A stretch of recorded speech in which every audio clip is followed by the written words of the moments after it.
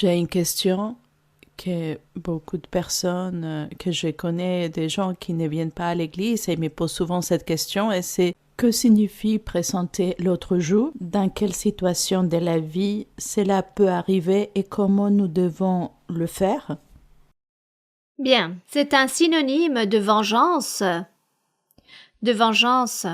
Le Seigneur Jésus-Christ a enseigné que dans l'évangile de Christ, il n'y avait plus besoin de se venger comme cela s'est passé dans la loi de Moïse, car dans la loi de Moïse, la vengeance était permise. Dans la loi de Moïse, il y avait un passage qui disait « œil pour œil, dent pour dent ». Si vous me lancez une pierre, alors moi aussi je vais vous jeter une pierre. Si vous me faites du mal, moi aussi je vous rendrai le mal.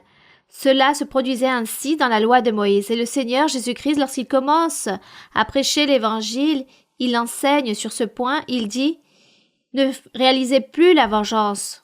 Laissez que Dieu fasse justice. Soyez plutôt patients.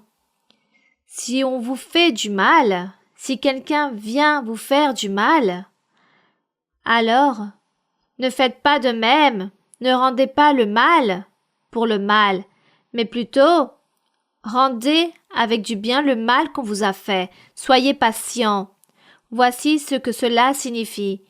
Donc ici, il donnait cet exemple. Si on vous frappe sur une joue, alors, s'il est nécessaire aussi, présentez l'autre joue pour qu'on vous frappe aussi sur cette joue. Or, si on vous frappe sur une joue, n'allez pas vous aussi donner un coup de poing à cette personne.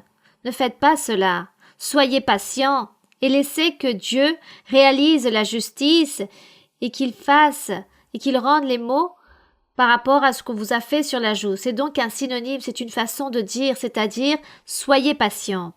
Et si quelqu'un vient à vous pour vous dérober, si quelqu'un vient à vous pour t'ôter peut-être le manteau comme dit le Seigneur, alors présentez-lui votre tunique et dites « Si vous voulez, je vous offre ma tunique. » Mais il ne faut pas se venger. Au contraire, il faut être comment? Patient. Lorsqu'il dit « Tends l'autre joue », c'est-à-dire « Sois patient ». Lorsqu'il enseignait en disant « Si on veut t'enlever ta tunique », alors réponds « Voici mon manteau ». Ça, c'est la patience.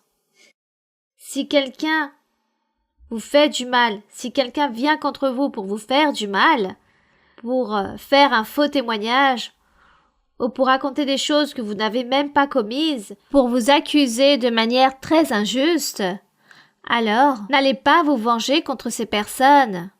Priez et demandez à Dieu qu'il réalise la vengeance, qu'il fasse la justice.